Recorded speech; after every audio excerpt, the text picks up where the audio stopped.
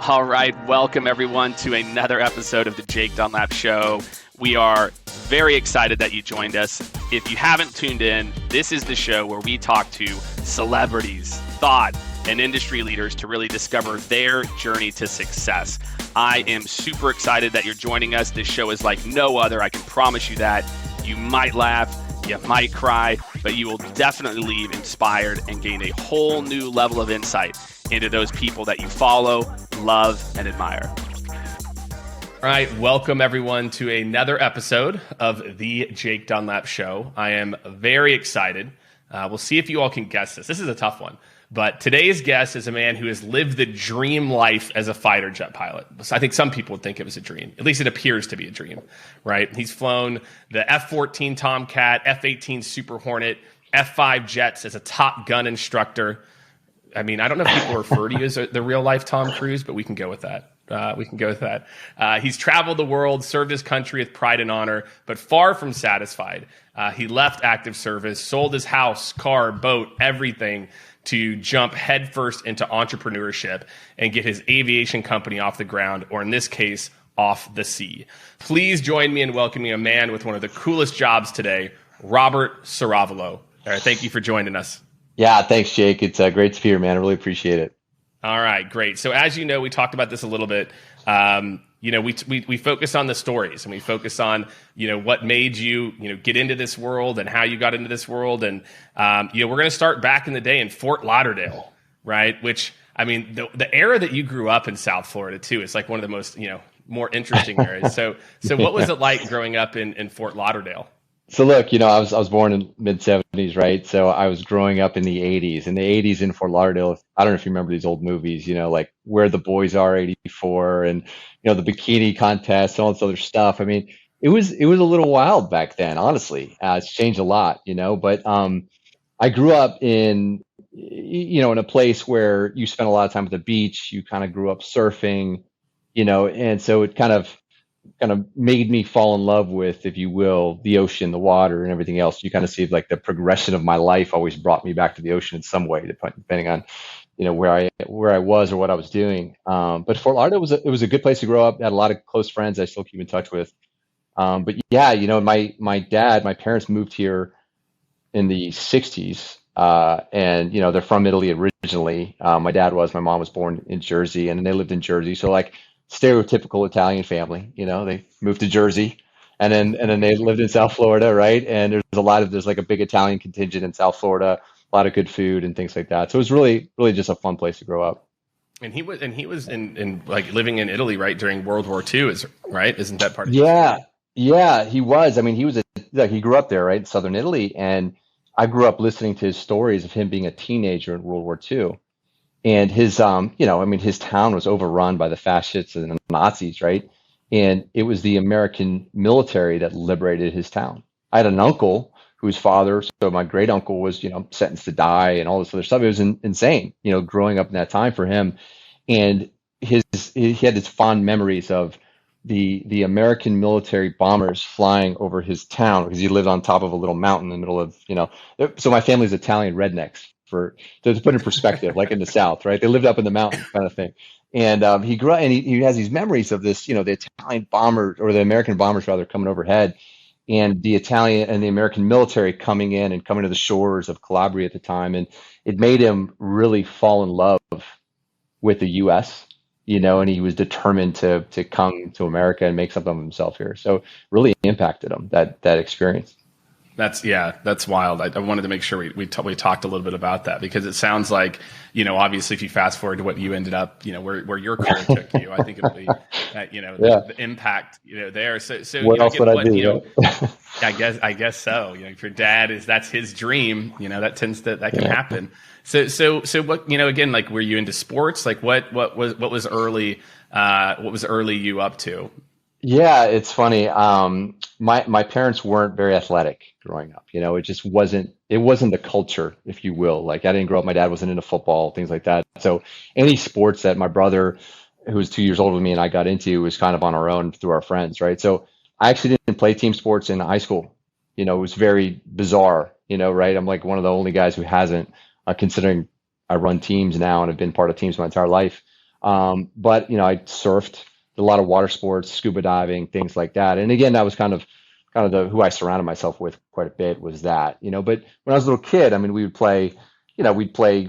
I lived on a cul-de-sac, so we'd play stickball. I mean, stuff, right? And I'd watch football, I'd get into it. But it's funny, my dad wasn't into it. My parents weren't into it, so they didn't really support that for us, which was interesting. So my brother and I became very athletic, kind of on our own later in life. If that makes any sense. Yeah. And what type of kid were you? Were you, getting in trouble? Were you a straight A student, before high school? Like what were some of those early years like that you remember? Oh man. I think a little bit of both. So I wasn't a troublemaker, troublemaker. I had good grades. I studied a lot. My parents were really big on school. My mom and my dad really kind of instilled this, reading and everything else and knowledge, and so on and so forth. But, my brother and I were little terrors, man. We were 2 years apart. I remember when I got to high school, he was already in high school. So of course I wanted to hang out with his friends. So then, I'm hanging out with the 16-year-olds with cars and I'm 14, getting chased by the cops because we're drinking in a parking lot kind of thing. I mean, that's the trouble I got into. I wasn't, robbing banks or anything, but definitely had a few run-ins, and stuff, just typical teenager stuff. That happens, man. Yeah. So in high school, it sounds like you're hanging with the older crowd. So what was high school like for you? As you think about kind of those years and, any like kind of like big memories or events that stand out from that period? Yeah. I mean, no big memories. I think high school for me is, again, having an older brother like Frank, he was like my idol, right? 2 years older than me. So high school for me was really, I don't know how to put this, like I always wanting to be older and grow up. I think if that makes any sense. And I always felt like I wanted to, I don't know. I kind of grew up, by the way, in the 90s, right? And at that point I was in high school, and that's when Desert Storm happened. That's really when I started getting into the military piece and really following that. So high school for me was really just trying to find my way. And it took me a while to find my way, by the way. I ended up going to University of Florida in college. Wasn't sure really what major I wanted to do. I always knew I wanted to fly for the Navy since I was 6 years old, but then I kind of lost my path there for a little while. I thought about some other things but I think high school for me, I don't look back at high school as being a big defining moment. Yeah. Other than, maybe making some good and bad choices with, figuring out what it meant to have a girlfriend and things, typical high school stuff. Right. Yeah. But there weren't any really defining moments for me in high school. I think more of that came later in college and definitely in the Navy. Yeah. And at what point, I mean, so you're at, University of Florida, great school. Again, you'd had this dream though, it sounds like, and again, obviously it sounds like, your dad's telling you stories from, a very young age. And I mean, was also, I guess, like, when would Top Gun have came out? Top Gun was 1986. 86. Never forget. I was 11. And, it's funny. So my dad wasn't into sports. Okay. But my dad was into flying and the military. Right. So you can see kind of where I ended up. So as a kid, I mean, I was 5 and 6 years old hanging out at the airport. So on Saturday, I wasn't playing Little League. On Saturday, I was hanging out with a bunch of old pilots at a cafe, hearing stories. Right. I was. Your dad would go there. Your dad would. Exactly. With my dad, and he ended up buying a little 4-seat plane, and he took me flying. I'll never forget, my first flight, I think I was 6. He had me on a cushion, and he always told the story that we were flying down the beach in Fort Lauderdale, and I saw a destroyer, or like a tanker. And he said, I grabbed the controls and rolled in like I was trying to drop a bomb on it. Right? And I was like 6 years old. But of course, I grew up, watching movies like, Bridges of Toko-Ri and things like that, the old school movies. And of course, so I always wanted to be an Air Force pilot. And I was a big space nerd. I could tell you all the, Apollo astronauts. And then Top Gun comes out in 1986. And I think that really fundamentally changed my life. I was like, cool, I want to be a fighter pilot, but you mean I could land on a boat, so I could always be around the ocean, which I absolutely loved. I get to date my instructor, ride a motorcycle. Like, this is the coolest thing ever. And that was it. At that point, I was like, I'm going to join the Navy, and that was like my path, again, since I was a little kid. When I got to college, I still had that path, but I got into some trouble in college. I think, I'm not a dumb guy. I had really good grades all through high school. My first couple of years, I was partying a little bit too much. University of Florida is known for that, Maybe. And I met some guys I trained with who were Navy SEALs, and I said, man, I said maybe this could be a better path. I actually did a lot of training with those guys, and a ton of respect for those guys. I still know a lot of them, and still work with them even in today with former SEALs and some of the hurricane relief stuff we do. And so I went through this path for a couple of years, and of course I just fell back in love with flying. And it's just that's where I needed to be, was to go fly fighters. And kind of found my way. What age were you whenever that happened? Like, what do you remember? So yeah, I went through. We had some family issues right after I graduated college, so I actually didn't join the Navy right after college. And I was, again, like, it's funny. I feel like I was a late bloomer a little bit in a sense that, man, this thing I wanted to do since I was 6 years old, maybe that's not the right path for me, because my dad was having some health issues and a couple other family things going on, and I said, maybe this isn't the right path. And I spent 2 years after college, in the civilian world, thinking to myself, like, wow, what was I thinking? And sure enough, I went to talk to my dad about it. And I said, Dad, look, I'm not going to be happy. And he goes, I know. He goes, I really want you to do this. And I said, but look, Dad, I said, what happens if something happens to you, and I am overseas? He said, look, when I left Italy, we didn't have the internet. We didn't have cell phones. He's like, I had to write a letter to my family. He said, we'll be fine. And he used to quote Mussolini, which is funny. He hated him, but he always quoted him in like a joking manner. And he said, and in his thick Italian accent, he goes, remember what Mussolini used to say? He goes, I'd rather spend 1 day as a lion than 100 years as a sheep. And he goes, in your case, I'd rather spend 1 day as an eagle than 100 years as a chicken. I was like, you're 100% right. So I went into, I was sworn in actually August 10th, 2001, almost a month the day before September 11th. Yeah. And of course, a month later, what happened and the towers fell. And I said, I'm on the right path. Yeah. I think, that's interesting, man. I can say a lot of people would be, you join, you want to be involved, but then that happens immediately. And then how soon after that are you deployed the first time? So, well, I went through, so to be a pilot, you go through 2 years of training, so I went to Officer Candidate School in November of 2001 and graduated, early spring, because it's about 3 months long, and just late winter rather. And then went through flight school. So I didn't deploy. My first deployment was in late 2004, once you get trained up to fly the Tomcat, and then my full Iraq deployment was 2005, 2006. And so what was, tell me about like those first few years, let's not skip over the school. I want to hear what it was actually like. So obviously it's a different time, right? Like, we're in, kind of wartime at that time, and but you're still like in the school side of it. But what was that experience like? What were those first few years like? What don't people know too? Like, what are the things that you think a lot of civilians and people probably have no idea on, when it comes to learning to fly a jet? How much time do we have? So look, it's funny. There's a lot of preconceptions and misconceptions, if you will, about the military, about leadership, about training, about what boot camp or officer candidate school is like, and why we do certain things. All the way back to officer candidate school, which is, did you ever you remember the Richard Gere movie, Officer and a Gentleman? Yeah. That's officer candidate school. So like boot camp for officers, right? And you have a Marine Corps drill instructor that breaks you down, tears you down, builds you back up. A lot of academics, a lot of physical fitness, but here's a great example. So you have lockers, and you can do these locker inspections where the Marine DIs come in and they inspect the lockers, and they pull out your underwear, which is supposed to be folded 6 inch by 6 inch squared, right?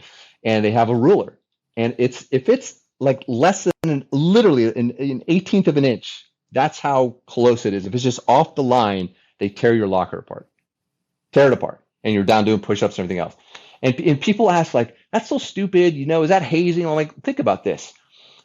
If I am dropping a bomb and I am 150 yards off, I could kill a bunch of civilians or kill the good guys, right? So there's an attention to detail aspect of it. And they don't teach you that attention to detail later on when you're learning how to employ weapons. They teach it to you on day one, right? And I think that sometimes like that little bit of experience for me is helping me develop my training program here, Don't wait until we get to a point. Like, start that on day one. These are the expectations. This is what we want to build. We want to build a professional, right? And I think all the way back to officer candidate school, they do such a good job of teaching you this stuff from day one, using all these little techniques that have nothing to do with flying or nothing to do with employing weapons, right?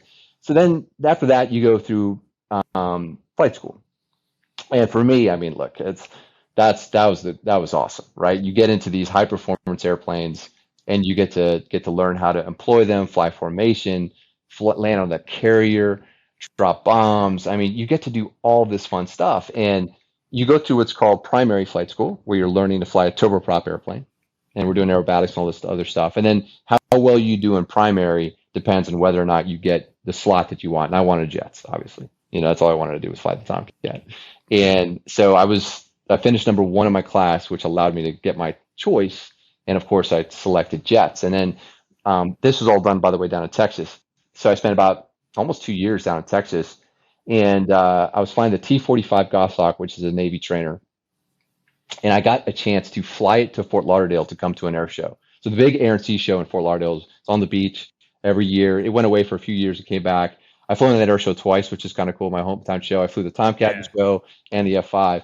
But I came down. My dad was here, and I got to fly the jet in to actually, funny enough, the same airport where I am, the same office space that I'm in right now is actually where I landed that jet. And my dad was there to see it. We went to the air show together, and it was an amazing experience because his entire life, he just wanted me to go do this, right? And I did it, and I brought the jet back and to his hometown. He was able to see it, and he died 2 weeks later. And so I'll get choked up thinking about it. And for me to have that experience with him, considering that he was the biggest influencer in the direction that I took, was huge. I'll never forget that day. I'm so thankful to have that day. So I got to, so I came back for his funeral, and I was supposed to go on debt to go land on the carrier. And I came back, and my opso was like, "What do you want to do?" I'm like, "Sir, put me in a fucking jet." Excuse my expression. I was like, I gotta start flying again. So I was pushed back a class because I'd missed the carrier training, and the guys were great. They got me back up to speed in the jet, and went out to the carrier a couple of months later. And I'll tell you, like, I'm sure you've heard this a million times, but landing on a carrier is like okay, let's take it a step back. Imagine 110 years ago, a bunch of Navy guys sitting at the bar having a few cocktails, and one guy's like, we should really land a plane on a boat, right? Like that's the dumbest thing we could ever think about doing, right? The Navy does it safely day in and day out. And so you're flying out to the ship. You do a ton of training at the airfield, and you're ready to go. Like they're like, you're ready, you're signed up, ready to go. But no instructor will get in your back seat, by the way, right? So because no one wants to get killed. So really, they won't. No. You're solo. And you're going out for the first time, So wow. So you fly out, and I remember flying out to the ship, and I see it. And I'm like, God, that thing is small. And I'm getting a little closer, and it's not getting any bigger. And I'm literally having this conversation with myself, Jake. I'm like, I wonder if I could turn around, would they give me an Air Force slot? Like, they're not going to waste all this money on training, right? Like, what if they just let me go and fly the Air Force, So I kind of talked myself into it. I actually had a little conversation with my dad, and it came in. I land on the ship, and you land on the ship for the first time. It's scary as hell. Your knees are shaking, and my very last landing ever on a ship, which is in the Super Hornet, my knees were shaking at night. So it never got easier. It never gets easier. No, it gets. I guess it becomes more routine, but it was still like heart's pumping, knees are shaking. I mean, it's insanity. Well, I mean, look, I have landed it on the Top Gun Nintendo game. Okay, and I can tell you that is equally the refueling part. The refueling part is what appears to be the hardest, though. That was hard. I remember that on the Top Gun Nintendo game. Like, I could never get that thing done. Get the little controller trying to refuel. Like, damn it. That's right. The little thing, it just would shake. I mean, but you did it in real life, though. Yeah, yeah. I mean, look, over Iraq, we would do a 7-hour mission. So we'd be airborne for 7 hours. We'd refuel 3 to 4 times. Wow. Yeah. And I had a little playlist. So when I was refueling, I needed to calm myself down. So it was a little Jack Johnson or maybe some Sinatra, when I was tanking. And then when I was landing on the ship at 1 o'clock in the morning, I would down a Red Bull and listen to Metallica because I wanted to get hyped up for the landing, So it's funny. So you carried a Red Bull with you that you would save. Yeah. I had a little sandwich. Yeah.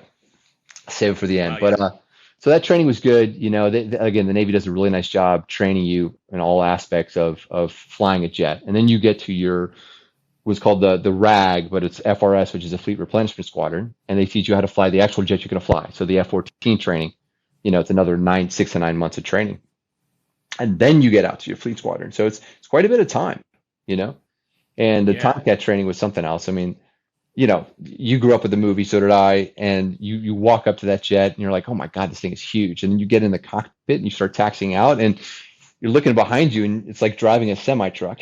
You've got all this jet behind you. And then the instructors were great because the Tomcat community was very kind of let's go have a good time mentality. It was the last of the old fighter pilots, if you will. And in training, we had that jet up to 60,000 feet. We had it Mach 2 plus. I mean, it was just insanity. And that thing was such a good performer, and it was a lot of fun, and then we deployed in that jet, and we deployed to Iraq in that jet. Wow. Yeah.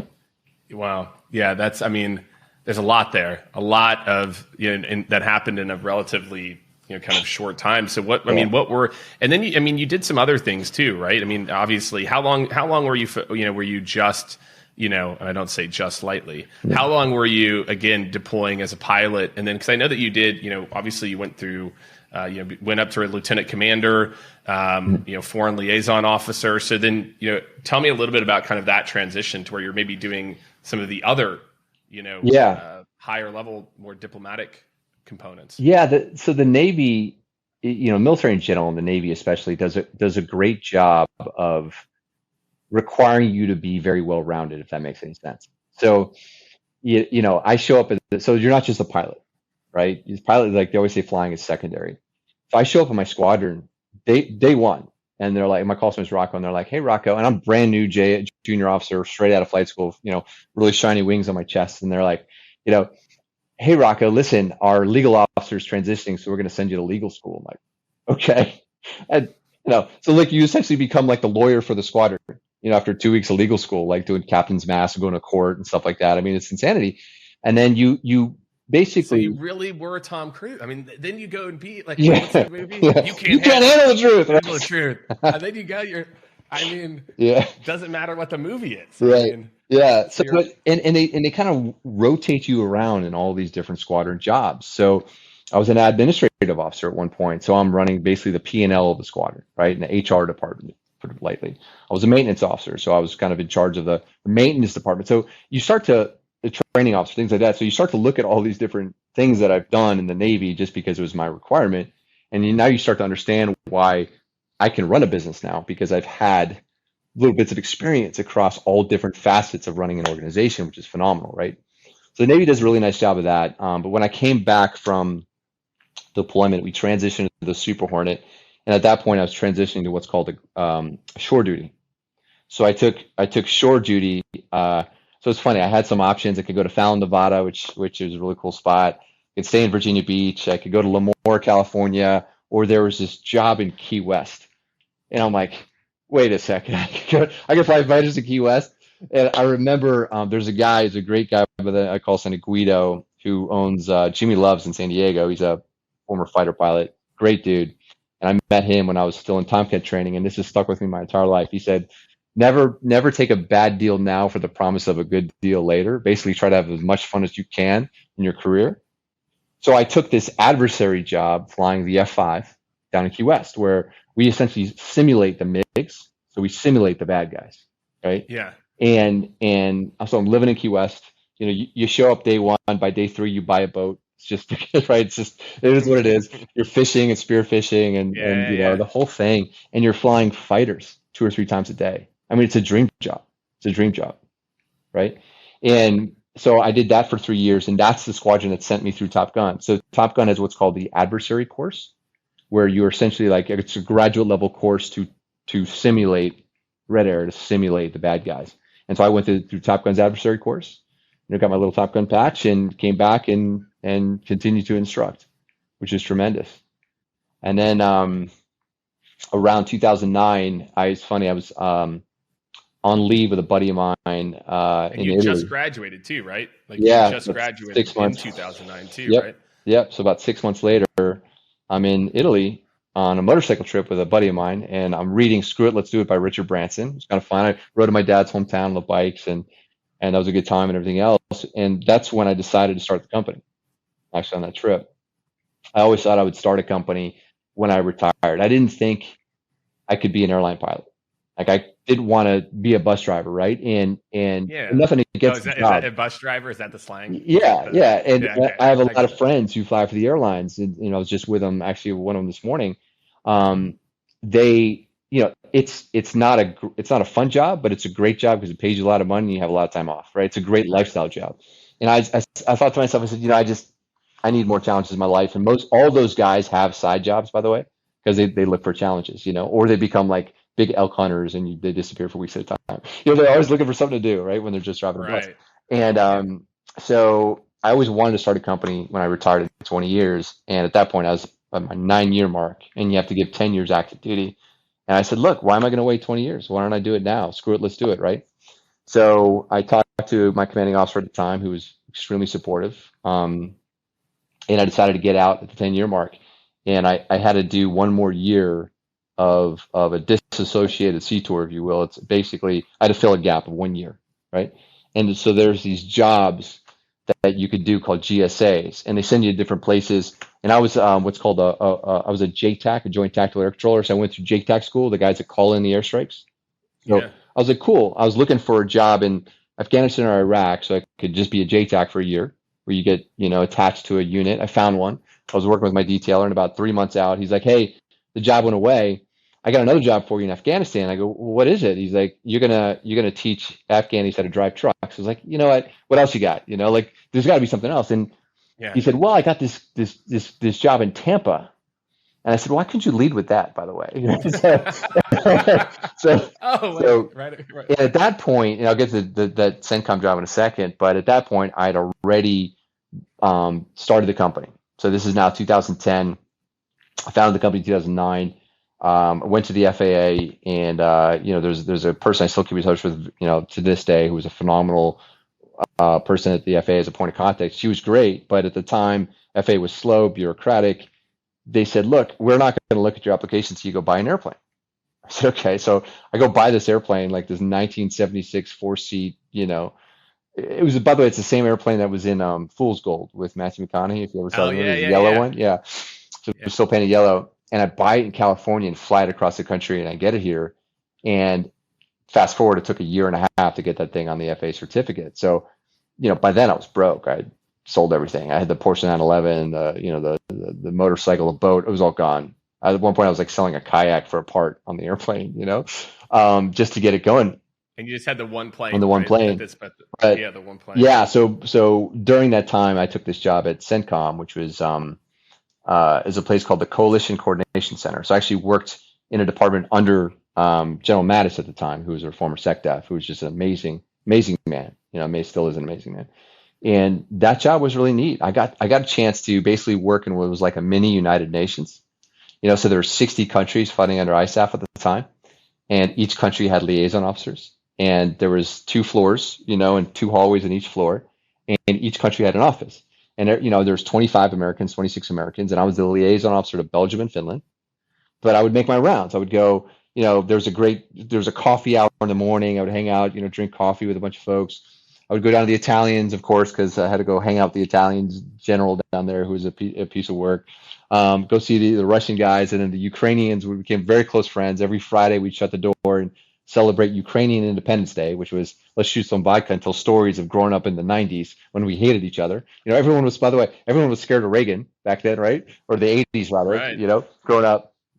And then there was a Tajik officer, who was this really pretty girl, and I would go in there and hit on her. Turned out to be my wife, right? Fast forward, yeah. By the way, so and that's how it works. Yeah. She was great, right? And yeah, it was an amazing time of my life that year I spent out of the cockpit. I never thought I would enjoy a job out of the cockpit, and that really, again, you become basically a diplomat, if you will, at this place. It was tremendous. And then what, so out of all the businesses you could start, and again, if we rewind just a second, what was it about, let's call it like the seaplane or how did you decide on what you wanted to do? So, when you think about, and obviously all the things you're doing now too. Yeah, it's honestly, Jake, it's a good question. Look, looking back, I realized that I might have started for the wrong reasons, okay? Which is funny because at the time I was like, well, I know aviation, right? It's what I know. And then fast forward to 2021, aviation business is like any other business. It's a business, right? You have people, you have assets, you have a P&L, you have strategy, right? It's all the same. I mean, it's all the same, right? But at the time, I knew I felt comfortable in aviation. But going back, aviation has been part of my blood my entire life. So is the ocean. So it's just the same reason why I joined the Navy, because it brought two of my passions together. The seaplanes brings two of my passions together, and the adventure, the romance of flying your seaplane out to the middle of nowhere and fishing off the floats. Like, you can't find that anywhere else, right? Yeah. And I read, it's another, you can say I read a lot and I get influenced by these books. And I read Jimmy Buffett's Where's Joe Merchant? Do you remember this book? No. So Jimmy wrote a book called Where's Joe Merchant, and the title character, Frank Bama, is a former Navy pilot that buys a seaplane and gets himself in all these adventures. I was like, I want to be Frank Bama. So when I finally get a chance, now I know Jimmy and we've done some things together, and I finally got a chance to meet him the first time. He's like, you are Frank Bama. I'm like, thank you for saying that. I was like so excited to hear from him, right? But seaplanes has that romance and that adventure. But then as I started to make a business out of it, I said, look at the places where we operate, right? We operate in the Caribbean. We operate in the Bahamas, 700 islands across a large archipelago. We operate in New York City. So, we could operate, by the way, in Chicago. Panama is where we are now. So you start to look at these different areas and what do they all have in common? They're all challenged with airlift, right? And by the way, they all have a body of water nearby. So now you start to look at these seaplanes as a phenomenal transportation solution, right? To get people out of those major metropolitan areas that's congested and really tough to get to the airports, or to be the last mile connectivity piece for a place like the Bahamas, or to create connectivity within the Bahamas or between the BVI and Puerto Rico. And you start to look at this around the world, Thailand, Philippines, you start to see all of these opportunities where the amphibious aircraft, at least today, is a great tool for that.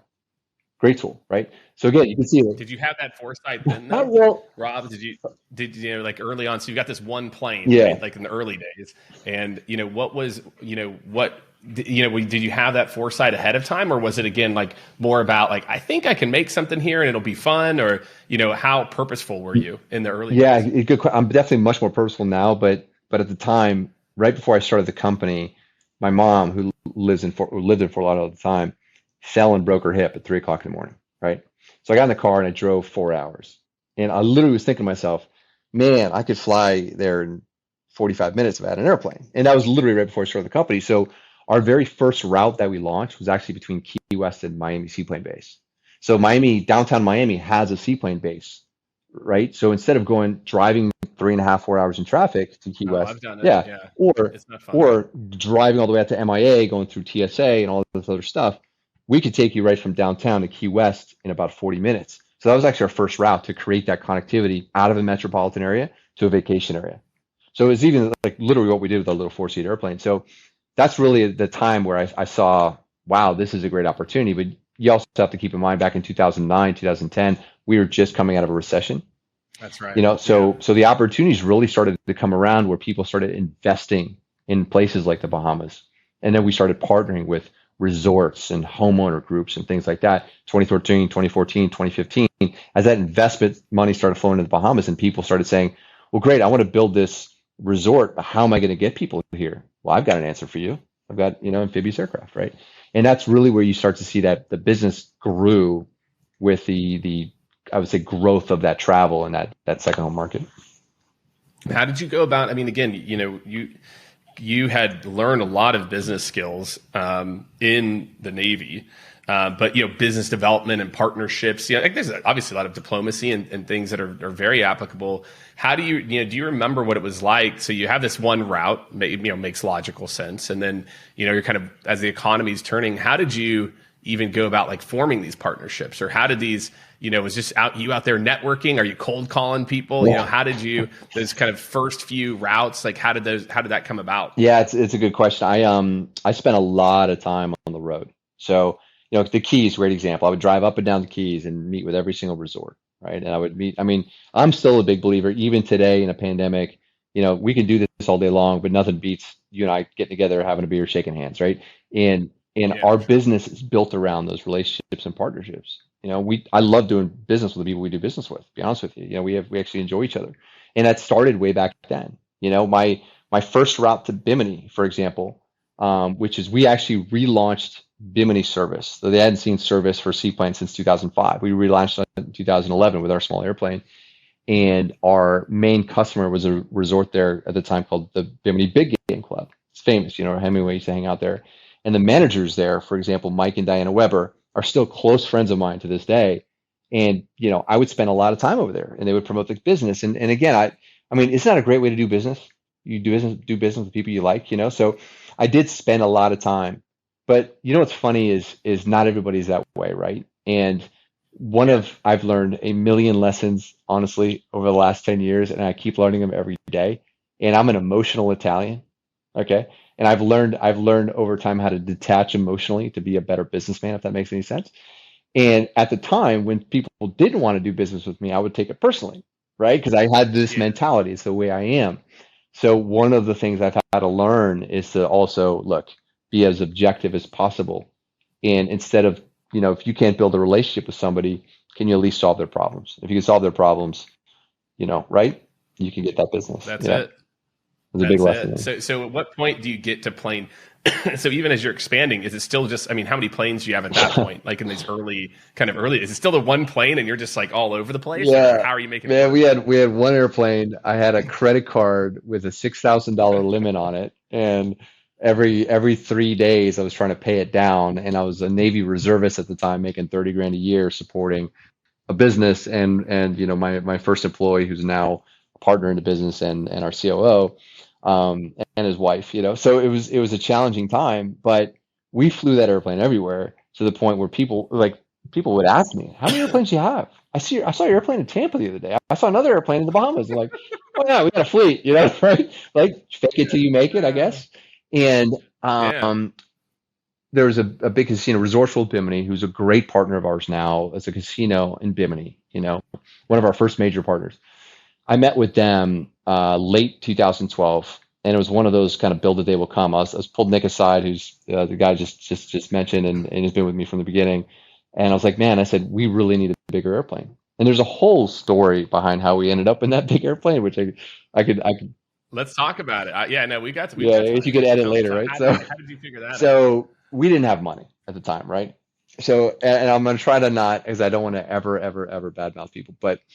So there was a gentleman who bought the Caravan, which is the airplanes we operate now. We couldn't afford it, and we had our little airplane, and he was having the same troubles we were having with the FAA.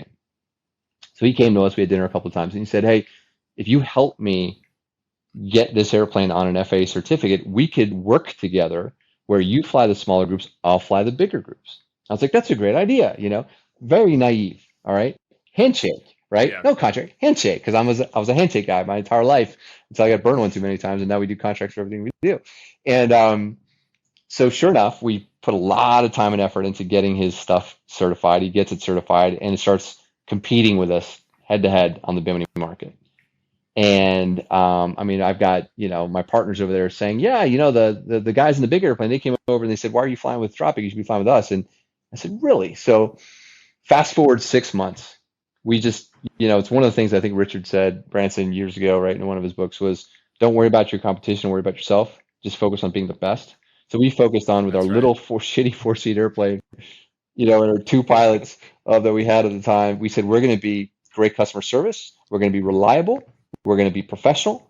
And in 6 months, we put them out of business. And I ended up raising some funds from a couple of people I met in that time, and bought his airplane from him at a discount. So our first Caravan was our competitor's plane. So we got that airplane. We bought it, and of course, it took another 8 months, and we almost went bankrupt twice to get that thing on a certificate. But at the time, we had met the casino in Bimini, They hadn't built it yet. And they said, look, we're going to build a casino. Can you operate a big airplane on a schedule? We didn't have it yet. And I was like, of course we can. Absolutely, right? Yeah, of course. That's our core business. Yeah. That's actually, we just haven't talked about that. And, they opened in September 2013. We got the aircraft certified September 2013, and we started flying. And around that time, you remember this government sequestration, the government shut down. So the FAA shuts down. We had one pilot. That was it. Nick was the only pilot certified because the FAA has to give the check rides. So talk about turning, obstacles into opportunities. Nick flew 29 out of 30 days, whatever it was. And I went to the head of the FAA at the time to hear. I said, sir, honestly, I don't know how long you guys are going to be shut down. We finally got this business off the ground. We can't rely on the government right now. So we worked out a deal where they approved us to do our check rides in-house. Nick became a check airman for the company. And that's how we've been able to grow the business as fast as we have. We actually do all of our check rides internally. For those who don't know, what is the check ride is basically like the final exam before you get certified to fly passengers on the aircraft. Got it. Yeah. So you're able to certify pilots. Correct. Yeah, correct. And again, that came out of because government was shut down, and we took that obstacle and turned it into an opportunity, right? I mean, it's all you can do, right? When something bad happens, is take a step back and say, okay, well, how can we get through it the next few days? And is there any opportunity that's going to come out of it, right? We could talk all day long about COVID. Yeah. What was the first moment for you, as you're kind of growing this business, mid 2010s where I guess, like, do you remember like moments where you started to make the transition to, truly like entrepreneur, business owner? I know in 2019 you won, Ernst & Young Entrepreneur of the Year as well too. There's probably some moments before that where you're like, okay, this is going to be a thing. Do you remember like that transition? Yeah, man. Yeah, it's funny. I joined YPO 3 years ago. Almost 4 years now. Yeah, I know YPO well. Yeah, and I still to this day, and again, this isn't false humility. It's just how I feel. I always feel like I'm punching above my weight, if that makes any sense. I'm a Navy pilot, man. But I do. I think going into 2018 and seeing the accomplishments of our team. I mean, like I teach a class to our new hires about the lessons of an entrepreneur, right? It's funny. I actually teach the history of the company, and I teach our core values. We have 7 core values, and I always come in and spend an hour and a half with all of our new hires, and I start the history class with lessons I learned as a fighter pilot, and I finish the history class with lessons I've learned as an entrepreneur, right? And I always say that entrepreneurship isn't like, I don't like the definition that you look in the dictionary, you Google, what does it mean to be an entrepreneur? You own a business. How many people do you know that own a business that you would say aren't really entrepreneurs, right? Just because you own a business, I feel like it's a mindset. I think, right? And the mindset is broken down into multiple things, Can you find solutions in problems, right? Can you detach emotionally? I told you early on in the business, I would make emotional decisions versus being able to take a step back, right? Are you passionate? So can you, by the way, emotion is good if you channel it in the right direction. Like, I don't think you'd be an entrepreneur unless you're passionate. But if you're overly passionate, you're not going to make good decisions. So finding that balance, right? And then I think, summing it up for me is, and I think I said this when I got that award in 2019. I said, look, what everyone talks about when you fail, you kind of dust yourself off and keep moving forward. Same thing as when you succeed, right? Like, I think you're not an entrepreneur until you get to the point where, hey, great, we had a win today. Tomorrow's a new day. Let's keep grinding. And I think if you put all that together, and I didn't feel like I was becoming an entrepreneur, I think, until I started figuring all that out, maybe around 2018, as I took a step back and looked at the business and said, man, we've built a team. We've launched operations in multiple countries. We've accomplished all this stuff. Yeah, I think we're onto something here. If that makes any sense. I was heads down the business for so long, I didn't even think about it. Yeah. I think that's it, right? You get to the point where then finally you kind of hit that level where you have at least some air to work on the business versus, just in it. And think about things like onboarding and think about, what a world-class onboarding looks like versus Oh, yeah, you know what to do. Yeah, yeah, Just go over there and figure it out. And then in 2019, so again, you win this Entrepreneur of the Year award, but also another detail people may not know is that you were heavily involved in the relief efforts for Hurricane Dorian. And so what was, tell me a little bit about that. Obviously you've got, a lot of, work and a lot of time spent in the Bahamas, but tell me a little bit about that period and, what kind of, what drove you to get so involved in those efforts? Yeah. So kind of taking a step back, back when it was just Nick and I in the 206, the little airplane, and we had a $6,000 max limit on a credit card. A friend of ours, by the name of Ryan, he's a Customs and Border Patrol agent, reached out and said, "Hey, I get these presents donated and I want to take them to the kids in Bimini. Can you help me out?" I said, "Nick, let's go." Right. So we were broke. We flew the airplane over anyways, paid for fuel. I don't remember how. And we delivered Christmas presents to the Bimini. And then we did it again a year later. And then in 2015, a Hurricane Joaquin hit the southern Bahamas. And nobody knew about it because it didn't hit Nassau. It was all the way down the southern Bahamas. So we flew an airplane out there and all the runways were underwater. Like the place was decimated. It was 2015. And so I went to BJ's that day. I loaded up my Jeep with a bunch of supplies. We threw it on an airplane. And we just started flying stuff. And out of our own pocket, by the way. And within a week, we carried 33,000 pounds of aid and rescued, 50,000 pounds of aid, rescued 33 people off the beaches. Like, in these southern Bahamas. And we almost bankrupt. I had somebody quit. They're like, "You're going to bankrupt the company." But I always say that, look, we have a core value called be compassionate. The way I teach it is, first of all, it's internal compassion, but externally, like we are privileged to fly in the Bahamas. It's another country. If they didn't want me to fly there, they could say, "We don't want you to fly here." So they're granting us permission to fly. We have the assets, we have the people. We're going to help out when we can. So we do this, Santa seaplane every year with 2 islands now. Bring Santa Claus out. It's a big event. Back then it was a big event.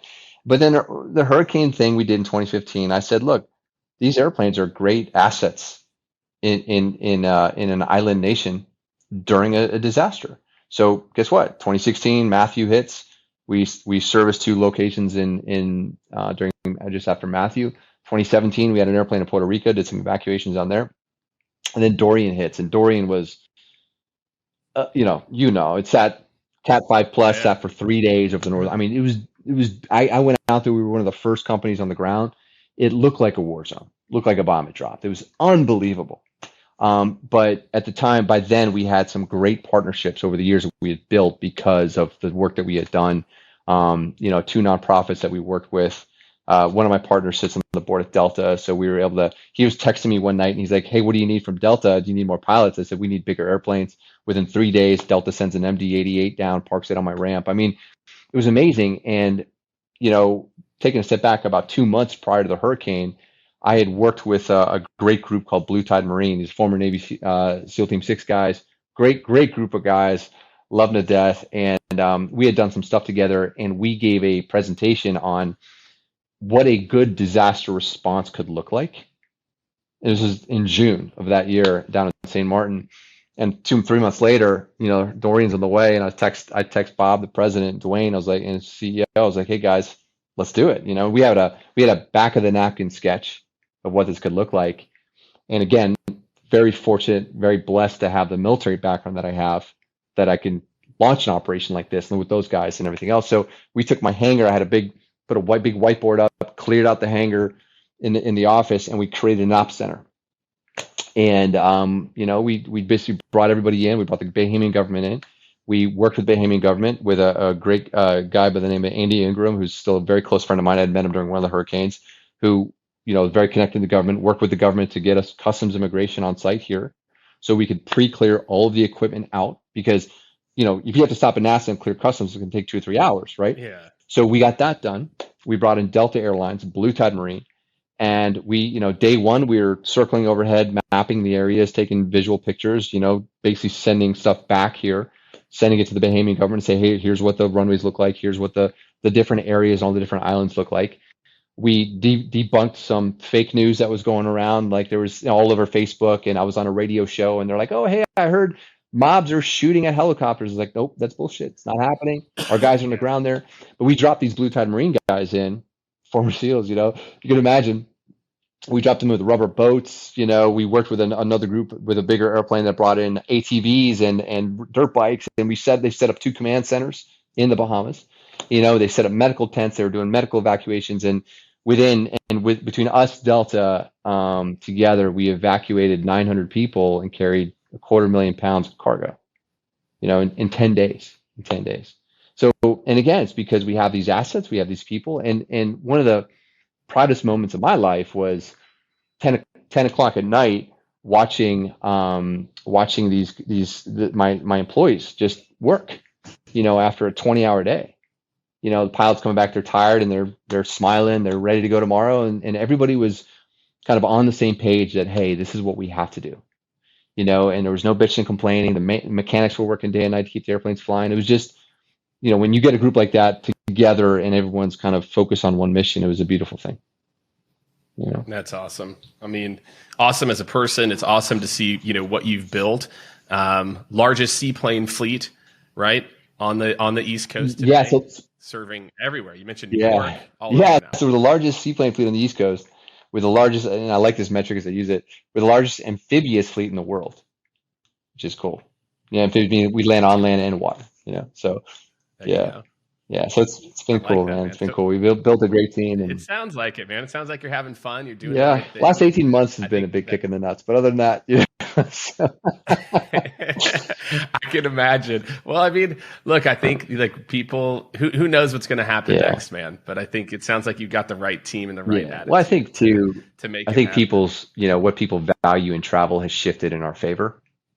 Right. When you think about people want to travel, these remote areas, they want convenience. Like it's been good for. Actually, the demand's been very strong, which is solid. So, Well, I'm glad I met you too, because now I got a guy. Yeah, you got to come out. You got to come out and visit. Hey, that's an easy sell, man. And so what's next, man? So as we kind of wrap up now, as you think about going forward, and obviously I know in the business, it's a little bit uncertain right now, but as you're thinking about yourself, or you're thinking about, Tropic and where it can go, what's next for you? What are you most excited about, as you look forward? Yeah, I think Tropic is a growth story, and it will continue to be a growth story, where growth was somewhat stunted over the last 18 months, but the way we look at our business, we've professionalized what is a normally fragmented, disjointed business, which is this small aircraft, last mile, in these types of areas. And we've gotten very good at it, and we have a training program that, we partner with Delta. We have actually pilots that go off to Delta's regional. We have a 2-pilot crew concept, which is unique in the industry at the time. We have all these great programs that we can basically package up, which we have. And we've partnered with people in other countries now. So just this week, actually a couple of days ago, our partner in the Bahamas, a company called Coco. We helped them launch an airline within the Bahamas. So it's basically like us, amphibious aircraft. We hired our first Bahamian employee. He's actually in doc class right now. Great guy, and it's really excited about building this in other places. And you could basically take this model and stick it down in all these different locations. And that's how we grow. And I think we have a ramp right now because look, 10 years from now, you and I are going to be on an eVTOL air taxi flying around New York City. It's going to happen, right? I'm a big believer in that. Yeah. It's not going to be for another 10 years. The technology is not there. The market's not ready for it. Places like the Bahamas, the electric grid is not going to support it, right? For years. So we have, I look at least the next 10 years of a lot of growth for the company. And then me personally, I miss the Navy a lot. I miss the challenges of it. I recently took a part-time gig flying a contract F5 that does Navy contracts. And I literally, last week was my first time back in the jet in 7 years. I got three days of flying last week, and it was it was you plug in the afterburners. It was amazing, and it's not just the flying, but the mission. We're doing red air support for guys that are actually out there on the front lines. Great group of people, to be around. So it was really cool for me to get back to that. And I think, my wife always says, I think that'll make me a better husband and better person in general, right? So getting that out and being able to have that experience, She's like, you need to go fly that. Like, absolutely. Please, I know you're having fun here, but exactly. Just go do it, right? Same thing as your dad told you back in the day. Yeah, right? It's in my blood. This is what it's in your blood, man. Well, look, Rob, this is a lot of fun, man. I really enjoyed the conversation. I think hopefully our listeners had a lot of takeaways here about, the different ways that you've, showed resilience and, rebuilding and focusing on your passion and, not letting go of that dream early on, I think is a true testament to the person you are and, the company that you've built. So I really appreciate you joining us. Hey, thanks a lot, Jake. I really appreciate the time, man. And thanks for your interest in our story. So thank you for having me. I had a lot of fun. Yeah, awesome, man. So, yeah, thanks, man. All right, we'll see everyone next week on the Jake Dunlap Show. All right, thank you so much, everyone, for tuning in to another extremely fun and interesting episode. I thought it was fun and interesting, so I hope you did too, of the Jake Dunlap Show. Really great, just breaking down everything that makes people who they are, the success, the trials and errors, and I hope that you enjoyed it as much as I did. Make sure to subscribe on your favorite platform, and make sure, more than anything, to go over to jakedunlap.com. That's where you're going to stay up to date on all the latest guests, additional details, prep notes. We're going to be sharing everything on jakedunlap.com. So go ahead, go over there. You can subscribe there as well too, and we will see you next week on the Jake Dunlap Show.